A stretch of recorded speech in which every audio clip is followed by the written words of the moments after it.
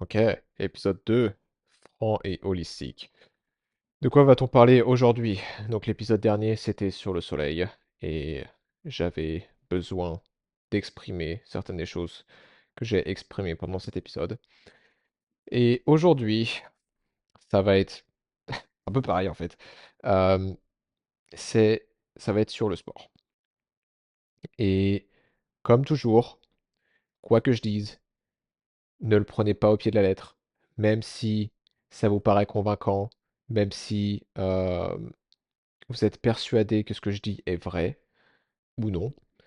Je vous invite à vraiment avoir l'esprit critique et de penser par vous-même. Et de vous dire, bon, est-ce que ce que me dit Robin, ça a du sens? Est-ce que ça a du sens pour moi? Et est-ce que, et donc c'est ce que je vous invite à faire ensuite, est-ce que si je le mets en pratique, si je teste cette chose dans ma vie à moi, est-ce que ça va me donner des résultats intéressants? Est-ce que ça va me rapprocher de mes objectifs? Ou est-ce que ça va au contraire m'en distancer? Parce que, une fois de plus, si vous ne faites que répéter ce que vous avez entendu sur Internet, vous n'avez potentiellement pas appris. Et j'ai fait ça pendant très, très, très longtemps. Juste, ce que je, à l'époque, pendant très longtemps, je me disais, plus j'en sais, plus j'ai la réponse aux questions, plus je suis intelligent, et mieux je me porte. Et sauf que, bah, mon corps, il me disait non. Il me disait non. Et c'est comme ça que j'ai fait face à tout plein de symptômes. Tout plein de symptômes qui, malgré mon intelligence, entre guillemets, étaient là à un âge trop jeune.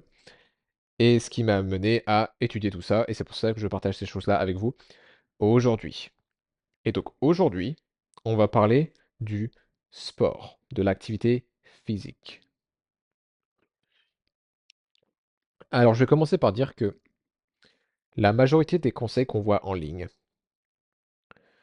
euh, c'est pas le cas de tous, mais disons les comptes sur les réseaux sociaux, les comptes les plus populaires, qui ont le plus de followers, le plus d'abonnés, donnent des conseils qui cherchent ou bien à maximiser la prise de muscle, ou bien à maximiser la perte de poids. Et ce, quel que soit le prix à payer.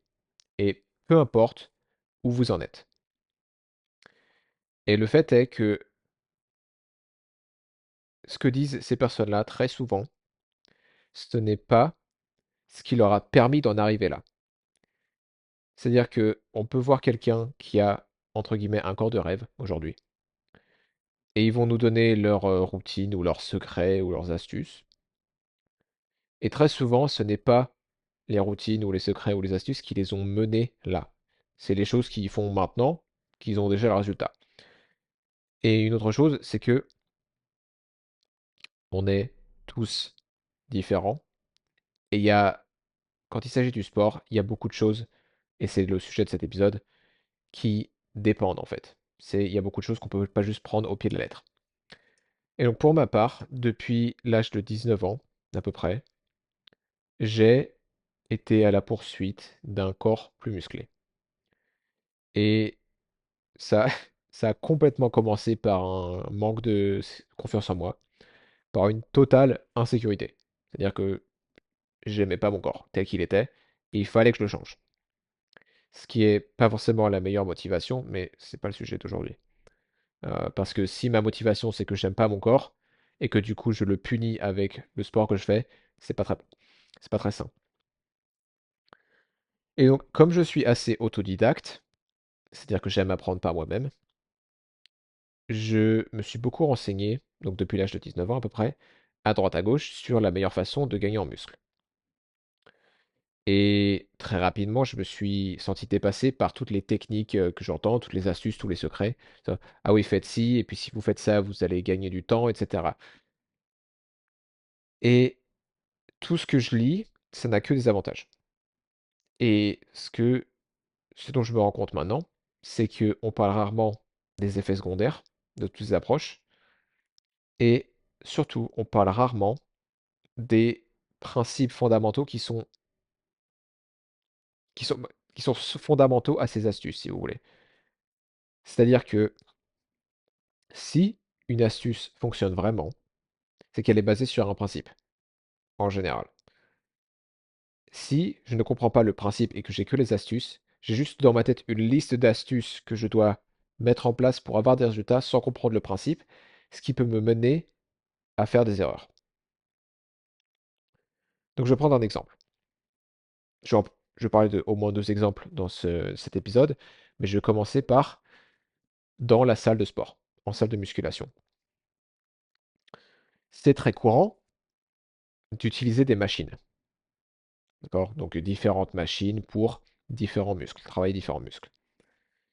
Et c'est vrai que c'est assez aguichant, aguicheur. C'est tentant quand je débute de faire les machines parce que c'est facile, parce que j'ai pas besoin de lire la notice, j'ai pas besoin d'apprendre à faire quoi que ce soit, j'ai juste à m'asseoir et à pousser ou à tirer, peu importe. Et le problème, c'est que utiliser des machines en musculation, quasiment à tous les coups, ça fait que j'ai pas besoin de stabiliser mon corps face à la résistance du poids créé par le poids. Hein, c'est le principe. C'est-à-dire que je suis assis, le poids, enfin c'est sur la machine elle est sur un rail, j'ai juste à pousser ou tirer dans la direction que indiquée.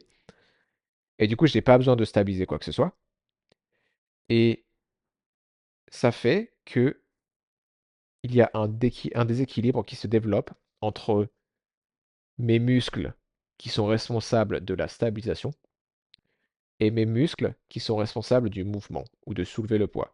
D'accord? Donc si, euh, en gros, si on peut diviser les muscles du corps humain en deux. On a les muscles qui sont plus euh, susceptibles de nous stabiliser, stabiliser nos articulations. Et il y a les muscles qui sont plus responsables du mouvement, de créer du mouvement, de soulever des poids, etc. Et le problème, c'est que si j'ai que les muscles stabilisateurs, bah, je bouge pas beaucoup, mais je suis très stable.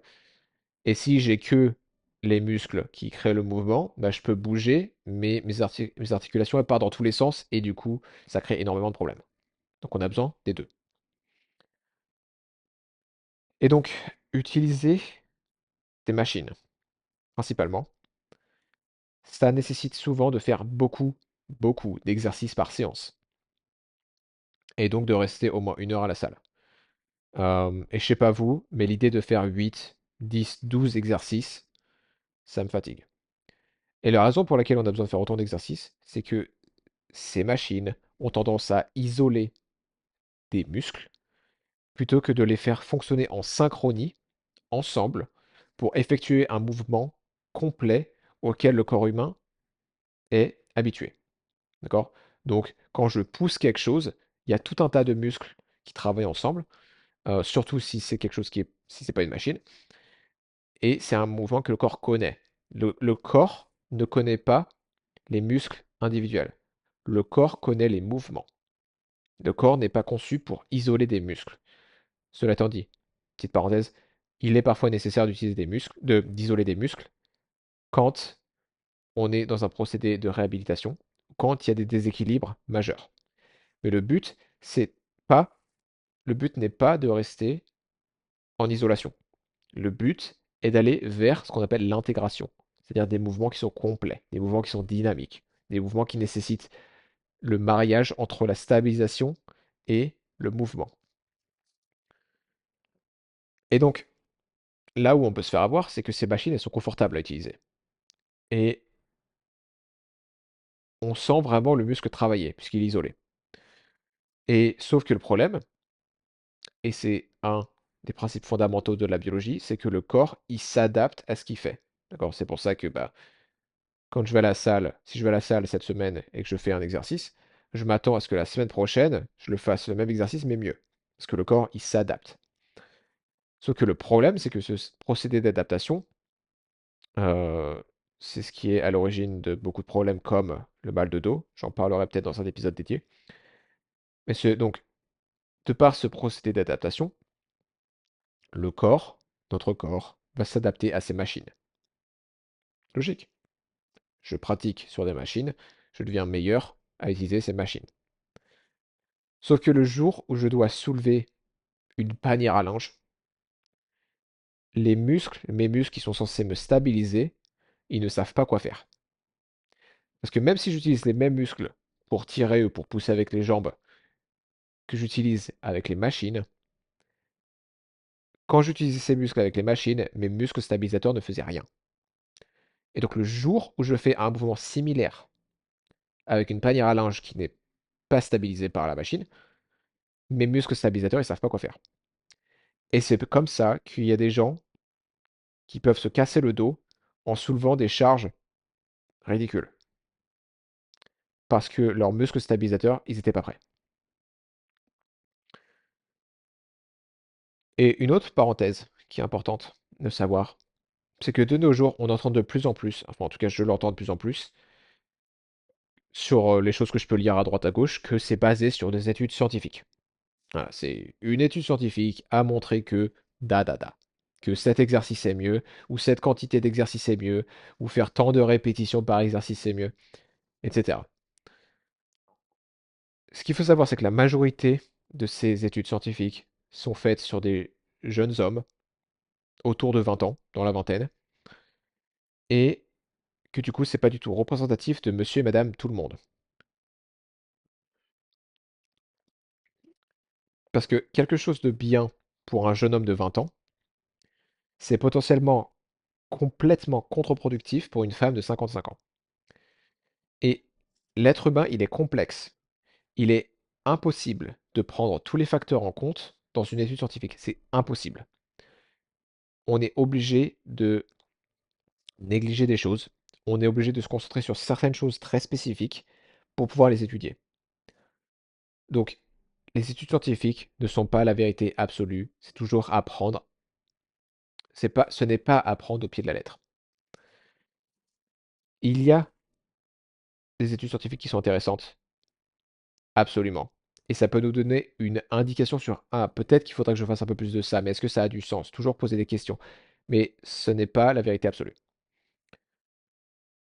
Parce que l'étude scientifique, elle ne va pas me dire quoi faire en termes de sport, dans le contexte du sport. L'étude scientifique ne va pas me dire quoi faire quand j'ai pas dormi la nuit d'avant.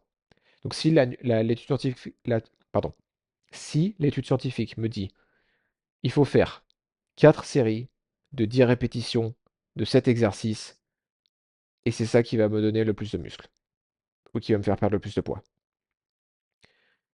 Cette étude scientifique ne me dit rien si j'ai mal dormi la nuit d'avant. Et du coup, si je la prends au pied de la lettre, je peux avoir dormi, je peux avoir fait une nuit blanche et vouloir suivre à tout prix ce protocole parce que c'est ce que l'étude scientifique dit être le mieux, et ça peut être contre-productif parce que je n'avais pas le contexte, parce que je ne savais pas comment adapter cette recommandation en se basant sur mon cas, mon contexte. Et pareil, ça ne va pas me dire ce qu'il faut faire quand j'ai des ballonnements. J'en parlais peu, je ferai certainement un épisode sur le mal de dos, mais quand la, la santé de mon système digestif affecte mes muscles stabilisateurs profonds, et ça affecte ma capacité à stabiliser mes lombaires, et du coup, c'est potentiellement la cause du mal de dos, et ce n'est pas recommandé de soulever des charges lourdes si j'ai des problèmes de digestion, ce qui est le cas de beaucoup trop de personnes. Et comme je l'ai dit dans l'épisode précédent, c'était mon cas pendant très longtemps. Et donc, juste tout ça pour dire, je vais conclure, je me répète un peu, ce n'est pas parce que l'information provient d'une étude scientifique que c'est une vérité absolue. Loin de là.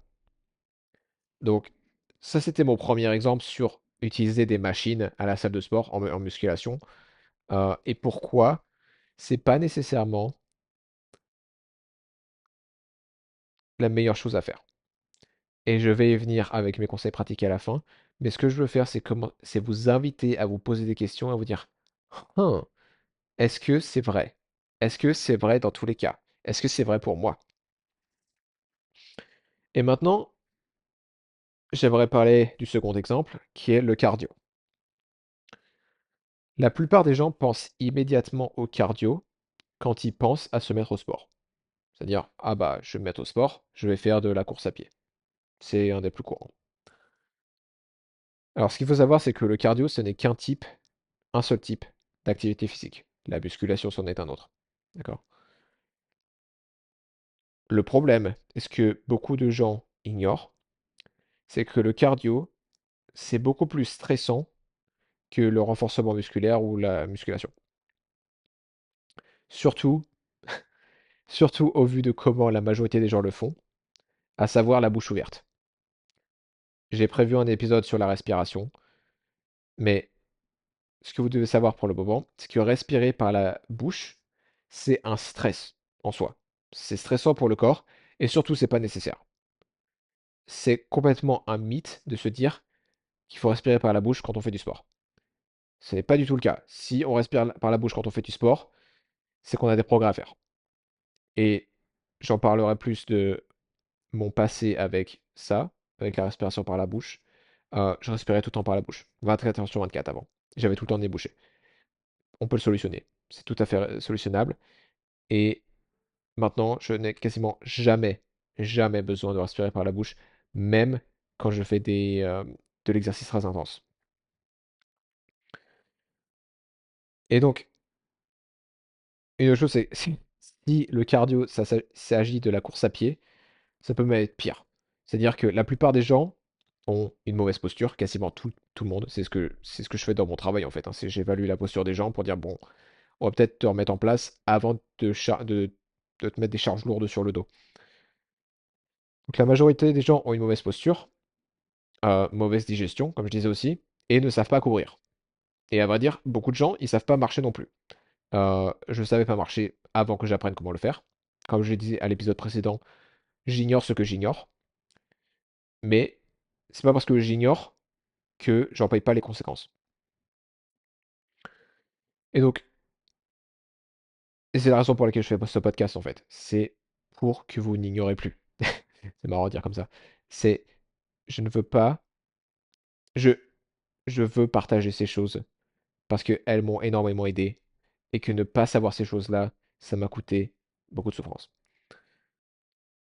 Une autre chose, 99%, j'ai pas le pourcentage exact, mais 99% des chaussures qu'on porte, des chaussures de sport qu'on porte, elles contribuent à nos problèmes orthopédiques.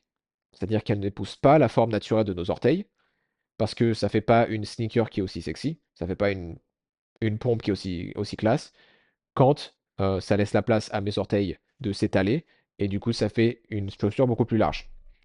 Sauf que bah, c'est comme ça que nos orteils sont censés être. La plupart de ces chaussures aussi amortissent les chocs. Donc là, je parle surtout de la course à pied, mais euh, ça vous donne une idée un petit peu de ma façon de penser avec ces choses-là. Et donc, ce type de chaussures, la majorité des chaussures, elles amortissent les chocs pour nous. D'accord? Donc, de la même façon que les machines en musculation, elles stabilisent pour nous, les chaussures en course à pied, elles amortissent les chocs pour nous. Ce qui fait que la musculature de nos pieds et de nos jambes s'affaiblit. Et du coup, des choses comme la voûte plantaire s'affaisse. Ensuite, on va dire j'ai le pied plat. Et on finit du coup par avoir mal aux genoux, avoir mal à la hanche, et des fois ça peut monter jusqu'au cervical. Je tiens juste à rappeler que on est conçu pour marcher pieds nus. Et que porter des chaussures classiques, comme la majorité des gens portent, ça a des conséquences. Je sais, je ne vous dis pas de marcher de pieds nus tout le temps, je dis juste que on est conçu pour marcher pieds nus, et ne pas le faire, ça a des conséquences. Et je ne vous dis surtout pas d'enlever vos chaussures et de commencer à courir pieds nus, parce que ça serait potentiellement désastreux. Euh, surtout, ouais, comment dire, surtout si vous ne vous entraînez pas. Je suis capable, aujourd'hui, de sprinter pieds nus. Pas sur du goudron, parce que le goudron, c'est pas du tout naturel, mais sur du gazon, sur du sable, je peux sprinter pieds nus. Mais ça fait des années que je porte des chaussures qui laissent la place à mes orteils euh, de s'étaler, qui sont plates, donc qui laissent l'opportunité à mes pieds et à mes jambes de d'amortir les chocs eux-mêmes. Et du coup, j'ai fait, j'ai fait mes devoirs, si vous voulez. Je suis suffisamment entraîné pour ça. Donc, par contre, ce que vous pouvez faire, c'est commencer, peut-être à la maison, à marcher pieds nus. Et je ferai certainement un épisode aussi sur les bienfaits d'être pieds nus sur le sable ou sur le gazon. Je vais vous juste donner un petit, comment on dit, un petit aperçu, mais croyez-le ou non, être pieds nus sur la terre ou sur le gazon ou sur le sable, ça peut réduire la pression sanguine, c'est un anti-inflammatoire, ça améliore la qualité du sommeil, etc. Et j'expliquerai pourquoi. Mais une fois de plus, je vous invite à être ouvert d'esprit avec ces choses-là, parce qu'il y a beaucoup de choses qu'on ne sait pas. Et c'est pas parce que quelque chose est simple que c'est pas euh, quelque chose qui va être radical et qui va vraiment potentiellement m'affecter positivement. Et donc, pour en finir avec le cardio, pour moi, non, ce n'est pas la meilleure façon de perdre du poids, en particulier à long terme. Donc beaucoup de gens vont faire du cardio pour perdre du poids. Et je trouve que, par exemple, courir sur le tapis de course pour perdre du poids, j'ai l'impression que c'est un petit peu essayer de brûler des calories, entre guillemets, brûler des calories manuellement en fait. C'est-à-dire que je vais chaque page, voilà, je me dis, je brûle un peu plus de calories, un peu plus de calories, un peu plus de calories, et du coup, je perds un peu plus de poids, un peu plus de poids, un peu plus de poids, et c'est voilà, c'est à la sueur de mon front, quoi. Et ce que je dis à mes clients, c'est que si vous n'aimez pas particulièrement le cardio, ce n'est pas le type de sport que je vous recommande, surtout dans un premier temps. Si vous adorez le cardio, euh, allez-y, mais par contre, je vais vous aider à le faire correctement. Donc, c'est la respiration, c'est si vous courez, les bonnes chaussures, apprendre à courir correctement, etc. Donc, j'ai parlé de l'exemple des machines en salle de musculation, j'ai parlé de l'exemple du cardio, euh, donc c'était juste des exemples spécifiques. Maintenant, je vais parler un petit peu plus de principes fondamentaux, de comment est-ce que je suis censé gérer mon sport au fil de ma vie, comment je suis censé gérer avec mes niveaux de stress. Ce qu'il faut savoir, c'est que qu'est-ce que c'est le stress déjà? Le stress, c'est tout ce qui m'écarte de l'équilibre et coûte des ressources à mon corps.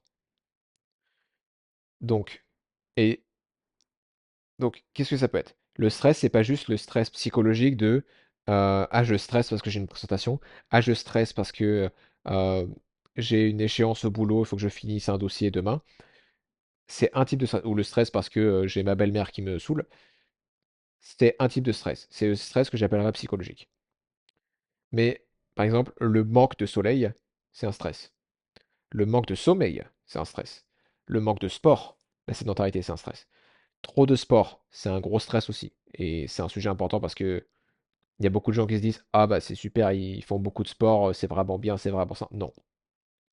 Euh, j'ai vécu ce que c'était de faire trop de sport et je peux vous garantir, c'est horrible, misérable. Euh, je dormais plus. Je faisais tellement de sport que j'arrivais même plus à dormir. Bref. Trop de sport, c'est un stress. La déshydratation, extrêmement courant. C'est pour ça que des fois je m'arrête pour boire. Pour ceux qui écoutent le podcast en audio, je suis désolé pour les pauses, mais c'est parce que j'arrive pas à parler 1 heure et demie, 1 heure et demie sans boire. Mais la déshydratation, c'est une grosse source de stress pour la majorité des gens. Je- Il y a plus de gens déshydratés qui bien hydratés, pour vous donner une idée. Les carences nutritionnelles, c'est pareil, tout le monde en a, c'est une source de stress. Quand le corps n'a pas ce dont il a besoin, il est en état de stress. Le manque de sens dans ma vie, c'est un stress. Un conflit avec mon conjoint ou ma conjointe, c'est un stress. Et là où je veux en venir, c'est que toutes ces sources de stress que je viens de mentionner, et il y en a d'autres, toutes ces sources de stress se cumulent. C'est-à-dire que le corps, il fait la somme de tous les stress, et il fait, ah ouais, c'est quand même beaucoup. Une autre source de stress, c'est la pollution. Ça peut être la pollution dehors, environnementale, si je vis en ville plutôt qu'à la campagne. Mais ça peut être la pollution de euh, la quantité de pesticides dans mon alimentation.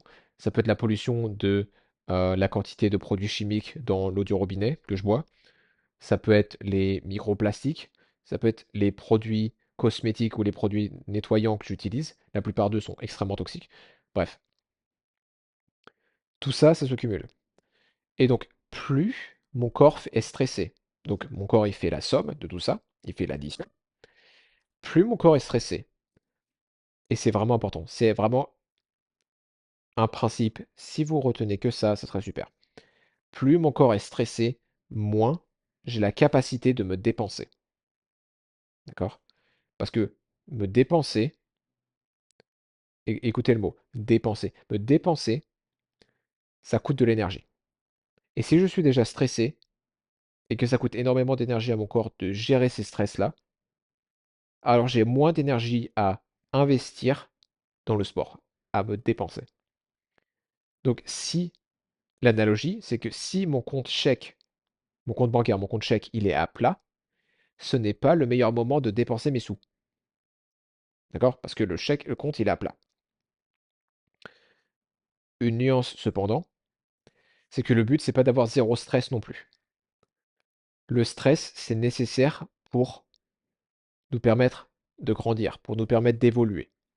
Et je vais vous donner un exemple. C'est que les astronautes, quand ils vont dans l'espace, ils ne sont plus soumis au stress de la gravité. Mais du coup, le résultat, c'est que leurs os s'affaiblissent, leurs muscles s'affaiblissent, même avec la tonne de sport qu'ils font, euh, ils s'affaiblissent énormément. Pourquoi? Parce que l'absence du stress de la gravité fait que le corps va se dire, bah, je n'ai plus besoin de résister à la gravité, donc je peux euh, réduire la densité osseuse, je peux atrophier mes muscles, etc. C'est le même principe d'adaptation dont je parlais avec les machines. Le corps s'adapte à son environnement, notre corps s'adapte à notre environnement, et si mon environnement ne contient aucun stress, ben, je n'ai pas besoin de maintenir ma masse musculaire, je n'ai pas besoin de maintenir ma densité osseuse, etc. Cependant, il y a des stress qui sont inutiles, hein. Le stress des pesticides, c'est absolument inutile. Parce qu'on n'est pas censé, on n'a pas évolué avec ce type de stress et on n'a pas de mécanismes qui permettent d'en bénéficier en fait. Et donc, c'est là que j'aimerais introduire la nuance entre le sport et le mouvement. Le sport, non, le corps a besoin de bouger, le corps a besoin de mouvement. Ça, c'est absolument vrai. On peut, mais c'est pas pareil que avoir besoin de sport, de se dépenser. On a besoin de mouvement pour pomper les fluides tels que la lymphe, pour évacuer les toxines, pour faire circuler le sang et donc faciliter le boulot du cœur. On a besoin de mouvement pour lubrifier nos articulations et donc éviter des choses comme l'arthrose. On a besoin de mouvement pour éviter la constipation. On a besoin de bouger pour améliorer la santé mentale. Le mouvement est absolument nécessaire. Et d'ailleurs, si vous regardez la différence entre euh, le vivant et le pas vivant, c'est que le vivant, il bouge, il est en mouvement. Même si ce n'est que la respiration quand on dort. Et donc, on a besoin de bouger, de mouvement, plus qu'on a besoin de sport, de se dépenser. Beaucoup de personnes, alors attention, il faut pas mal m'interpréter. Se dépenser, c'est top. Faire du sport, c'est top. Mais il y a beaucoup de gens, et j'ai travaillé avec certains d'entre eux, euh, certains d'entre eux étaient mes clients.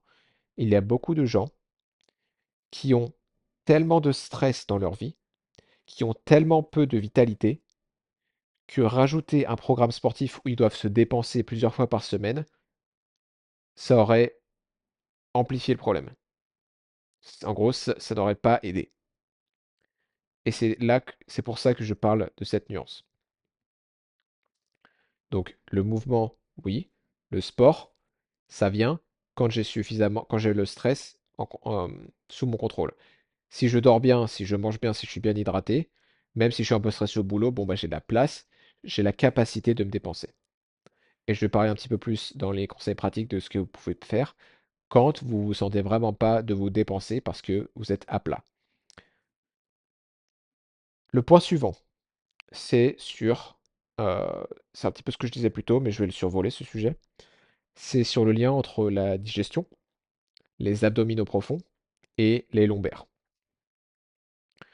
Donc, si vous imaginez, si je souhaite tirer un canon, si je suis sur un 3-mâts, un gros bateau, un 3-mâts, il n'y a pas de problème, je peux tirer un canon, ça va bien se passer. Si par contre, je suis sur une petite barque ridicule, déjà poser le canon dessus, bah, elle va peut-être couler.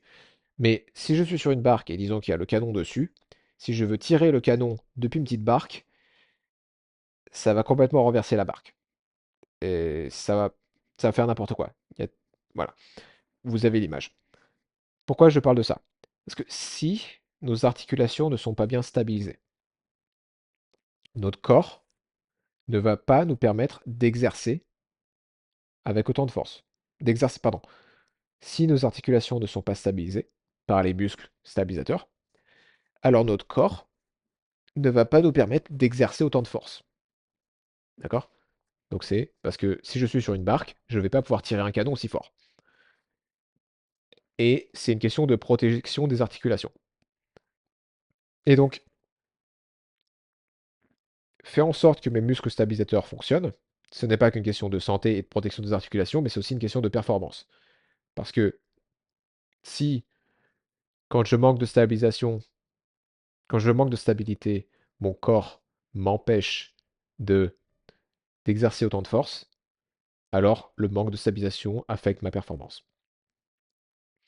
Et la raison pour laquelle les abdominaux profonds sont aussi importants, et pour information, on a 3 couches d'abdominaux, et ce qu'on appelle le six-pack, ou les tablettes de chocolat, ou celui que tout le monde regarde, tout le monde entraîne, c'est la couche la plus superficielle, c'est la troisième couche. Euh, et c'est pas ça dont je parle là tout de suite. Donc, les abdominaux profonds, donc surtout ceux de la première couche, ils protègent nos organes internes, donc c'est plutôt important, et ils stabilisent notre colonne vertébrale au niveau des lombaires. D'accord? Donc si vous regardez un squelette, vous allez remarquer qu'au niveau des lombaires, bah, il n'y a plus de cage thoracique, il n'y a plus les côtes, et du coup, c'est un petit peu vulnérable. Et c'est pour ça qu'on a besoin de ces muscles abdominaux profonds pour protéger cet endroit.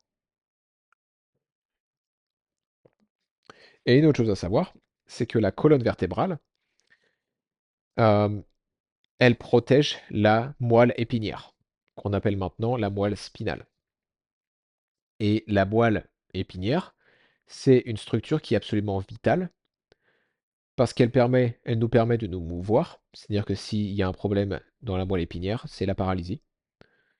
Mais ça permet aussi de contrôler nos organes. Donc la moelle épinière permet la communication entre notre cerveau et nos organes. Et donc si on n'a pas la musculature en place pour protéger euh, les lombaires et donc la colonne vertébrale et donc la moelle épinière ou la moelle spinale, ça, on risque d'avoir mal au dos, voire d'avoir des complications, comme des hernies discales, des choses comme ça. Donc, quand je dis que j'ai un problème au dos ou que ce foutu dos il fait pas son boulot, ou je sais pas ce que les gens disent, ce n'est pas le cas. Au contraire, le dos il fait très bien son boulot pour protéger la moelle spinale, la moelle épinière, euh, en considérant les circonstances dans lesquelles il se trouve. Donc si mon dos ne faisait pas son boulot, je pourrais finir paralysé. Mais à la place, j'ai mal au dos. Et donc c'est pour ça, une fois de plus, que c'est important de comprendre les principes biologiques et de comprendre qu'est-ce qui se passe, quelles sont les causes de mes problèmes, les vraies causes. Euh, et donc, je ne vais pas m'étendre plus sur le sujet, mais c'est vraiment important quand on fait du sport d'avoir une santé digestive optimale. Et c'est important d'avoir des abdominaux profonds qui fonctionnent. Et tout ce qui est les exercices pour les abdos tels que le crunch ou les sit-ups, très souvent, ça aggrave le problème de fond. Ça va aggraver. notre posture, et ça va, en général, exacerber le problème. Ça va pas aider les abdominaux profonds. Et croyez-moi, j'ai fait de la muscu pendant 4 ou 5 ans sans savoir comment utiliser mes abdominaux profonds, et j'en ai payé le prix. Genre, j'avais mal au dos, je me sentais faible, je faisais pas de progrès, malgré tous mes efforts, et je comprenais pas pourquoi. Parce que les abdominaux profonds sont absolument essentiels pour tirer le canon, comme je disais.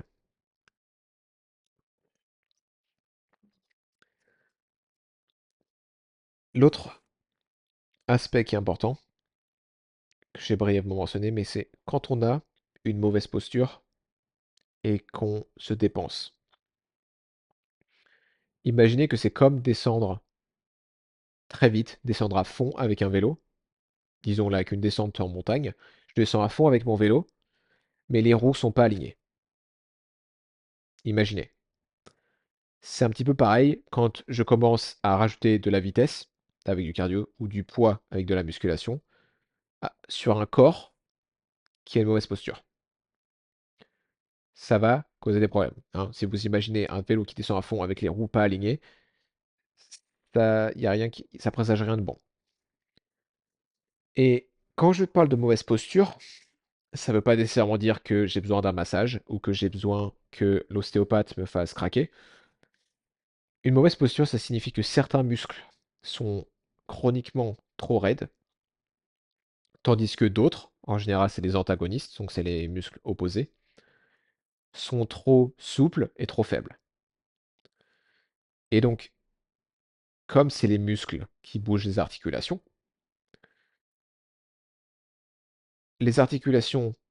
deviennent décalées, et c'est ça qui augmente le risque de se blesser quand on bouge, et c'est aussi ça qui augmente les douleurs chroniques, la probabilité d'avoir des douleurs chroniques. Donc, là où je veux en venir, avant de passer au conseil pratique avec cet épisode, ce que je veux, c'est toujours me poser la question, quand je vois des conseils en ligne, est-ce que ça s'applique à moi? Est-ce que ça a du sens? Est-ce que ça n'a pas des effets secondaires qui ne sont pas mentionnés explicitement? Est-ce que je ne suis pas tellement stressé que me dépenser, ça serait contre-productif? Et qu'est-ce qu'il faut, c'est juste que je bouge mon corps, mais gentiment. Et je vais venir dans les conseils pratiques avec des exemples. Est-ce que mes abdominaux profonds fonctionnent? Est-ce que j'ai une santé digestive qui est au moins correcte?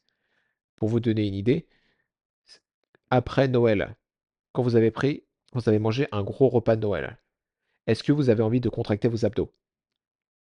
C'est un petit peu ce qui se passe quand j'ai des problèmes de digestion avec mes abdos profonds. Ils vont pas marcher parce que c'est pas confortable. Et enfin, c'est est-ce que ma posture n'est pas si altérée que rajouter de la vitesse avec le cardio ou rajouter de l'impact avec la course à pied ou rajouter euh, des poids avec la musculation, ça ne va pas causer des problèmes. Et je vais venir aux solutions. Mais ce que je vous invite, c'est vraiment à vous poser ces questions-là, de vous poser les questions. Surtout, une question qui est vraiment importante, c'est vraiment de quoi mon corps a-t-il besoin? Est-ce que mon corps a besoin de euh, se dépenser ou est-ce qu'il a juste besoin de bouger, de s'étirer, etc. Et commencer à se poser ces questions-là, ça va commencer à vous responsabiliser et à vous permettre de prendre des bonnes décisions par vous-même et des décisions qui sont euh, pertinentes au vu de vos circonstances actuelles. Donc, c'est un petit peu ça pour le contenu de cet épisode. Et maintenant, j'aimerais passer avec vous aux conseils pratiques sur qu'est-ce que vous faites avec tout ce que je viens de vous dire. Donc, comme je disais, le corps a besoin de mouvement plus qu'il a besoin de sport ou de se dépenser. Donc, se bouger, c'est indispensable. Se dépenser, c'est bien, mais c'est pas aussi important. Donc, il y a une petite nuance. L'une des meilleures habitudes que je recommande à quasiment tous mes clients, une des meilleures habitudes santé, pas juste mouvement, mais une des meilleures habitudes santé, c'est d'aller marcher quelques minutes dehors après chaque repas. Et si possible, comme je disais dans le premier épisode, aller marcher dehors en respirant par le nez et surtout sans lunettes de soleil. Ça va cumuler énormément de bienfaits. Vous cumulez l'air frais, vous cumulez le soleil, vous améliorez votre digestion puisque vous marchez gentiment après, vous respirez par le nez, ce qui est très bien. Euh, donc vous bougez, etc. Et en général, c'est assez facile à faire après le repas de marcher quelques minutes. Donc, vous pouvez commencer par là. Euh, Ensuite, si le simple fait de penser à faire du sport, à se dépenser, ça vous fatigue, si la moindre pensée au sport, ça vous fatigue, commencez par vous ressourcer plutôt que vous dépenser. D'accord? Donc je vais donner un exemple. Et je ferai certainement peut-être une vidéo dédiée à ça, euh, parce que c'est vraiment quelque chose qui peut être puissant. Mais donc, une fois de plus, l'analogie, c'est je ne veux pas continuer à retirer de l'argent quand le compte bancaire il est à plat, quand il est à zéro. Je veux renflouer les caisses avant de pouvoir dépenser à nouveau. Et donc, il y a une catégorie d'exercices qui sont énergisants. Et c'est des exercices qui ressemblent un petit peu au tai chi ou au qigong, pour ceux à qui ça parle. Mais typiquement, on peut transformer quasiment n'importe quel mouvement en exercice énergisant. Et il y a quelques règles pour ça.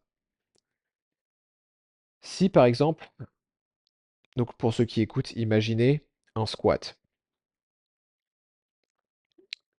Donc, comment je transforme un squat euh, pour le faire passer de un exercice pour lequel je me dépense à un exercice qui me ressource, qui est énergisant.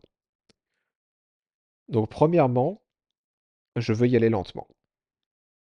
Je veux respirer par le nez et je veux avoir la langue, le bout de la langue, sur le palais derrière les dents de devant.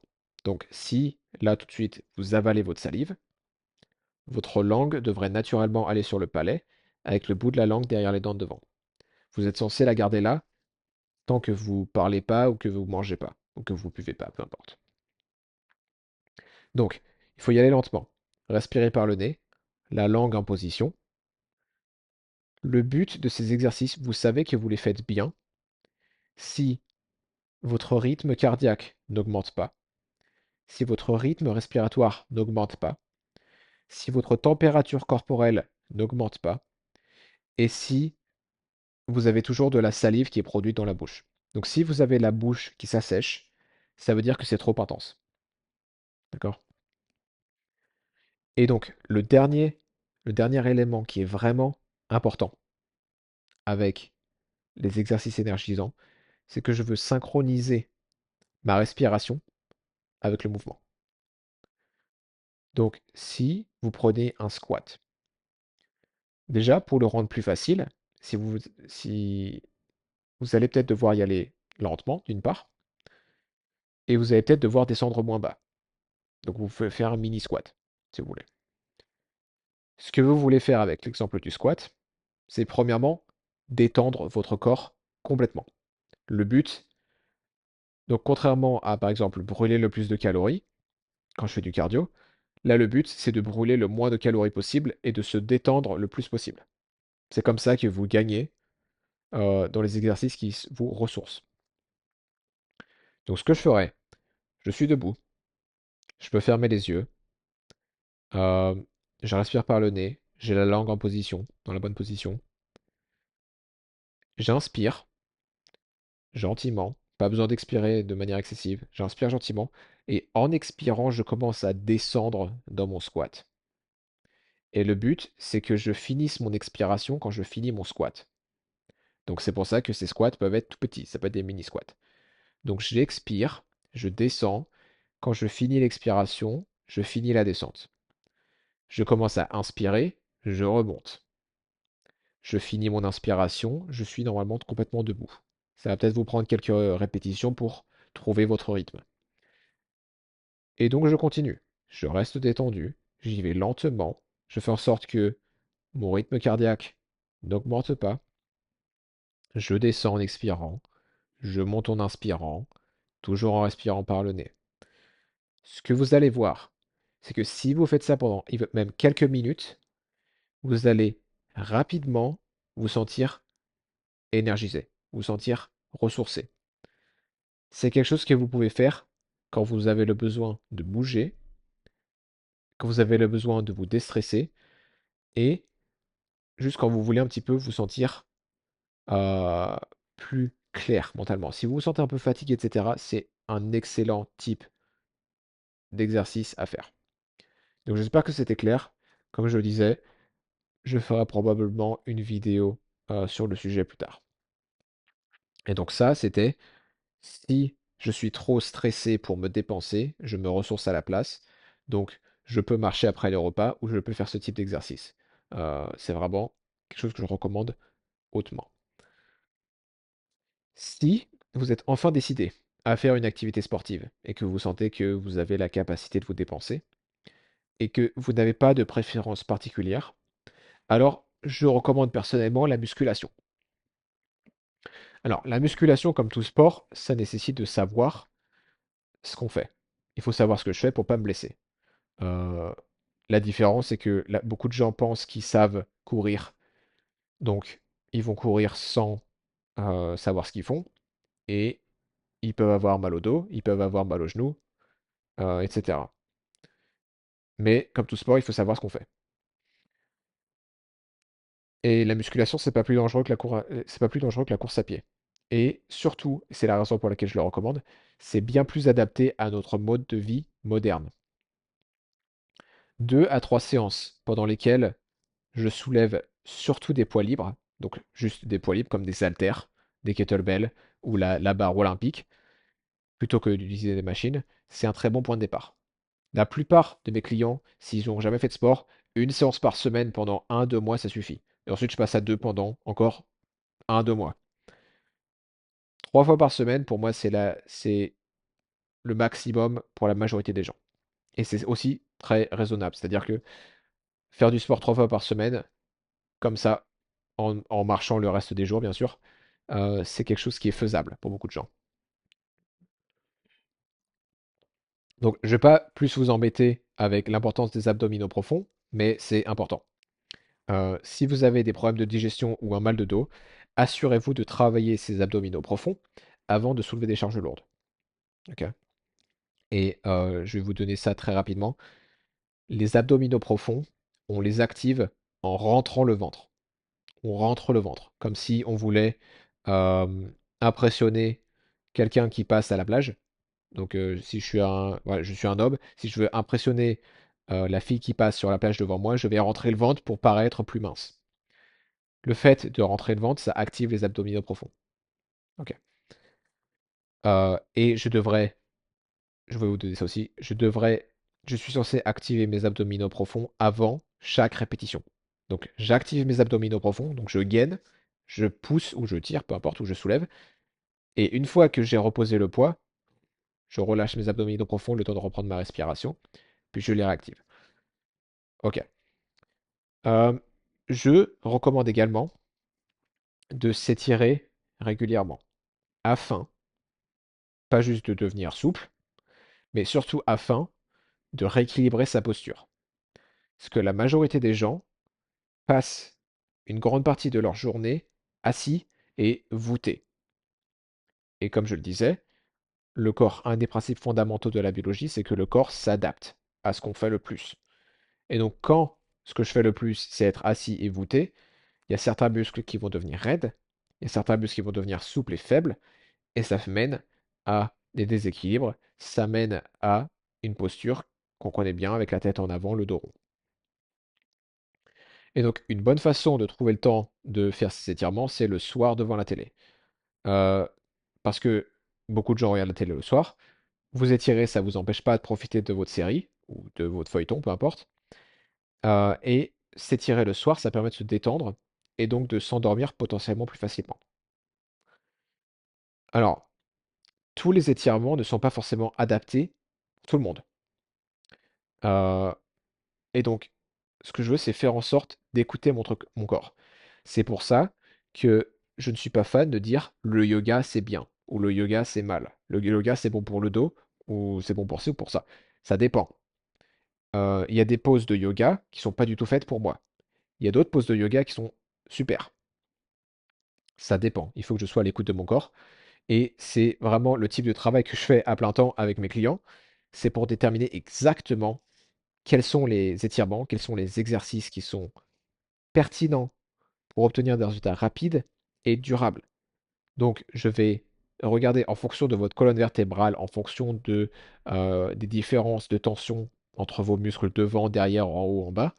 Je vais déterminer exactement de quoi vous avez besoin pour avoir des résultats qui sont immédiats, quasi immédiats. Vous allez sentir un soulagement immédiat et surtout durable parce qu'on corrige le problème à sa cause.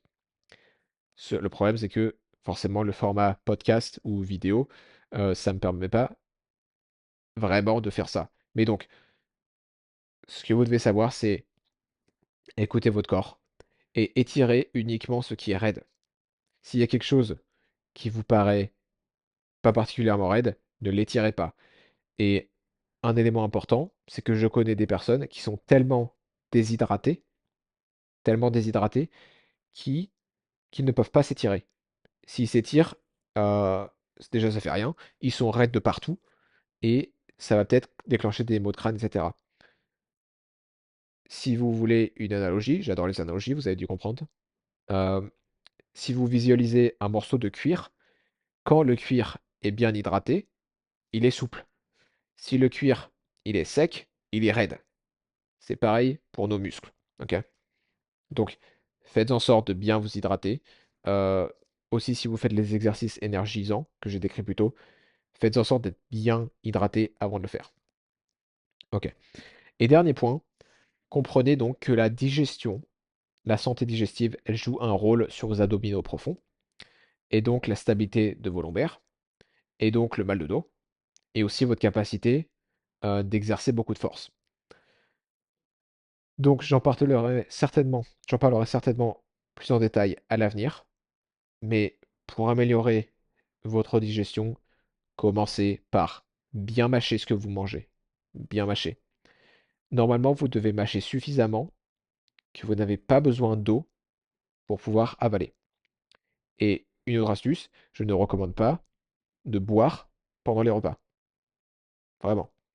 Vous êtes censé avoir toutes vos hydratations, toute votre hydratation entre les repas, mais boire pendant le repas, ça va diluer mon acide gastrique, ce qui va réduire la capacité de mon estomac de dissoudre les aliments, de les prédigérer, ce qui permet ensuite d'absorber les nutriments dans les intestins. Donc, je suis censé boire entre les repas, pas pendant les repas. Ok, c'est tout pour les conseils pratiques. J'espère que vous allez pouvoir en mettre au moins un en pratique, au moins en tester un. Faites-moi savoir dans les commentaires ou sur les réseaux sociaux en message si ça vous a plu. Si vous avez des questions, je fais ça pour vous, ça m'intéresse pas de faire ça pour moi. Donc s'il y a quelque chose qui vous semble euh, intéressant ou pas intéressant, ou quelque chose que vous voudriez voir changer et qui me semble pertinent, alors je le ferai. Je fais ça pour vous. Je veux que ce soit quelque chose d'utile et je veux pas juste voilà, parler devant un ordi tout seul pour rien. Donc, merci pour votre écoute une fois de plus. Merci pour votre attention. Merci pour votre temps. C'est votre ressource la plus précieuse. Donc, euh, je suis conscient que vous avez investi de votre temps pour écouter jusque-là. Merci à vous. Je vous souhaite une excellente journée et je vous verrai bientôt pour un prochain épisode.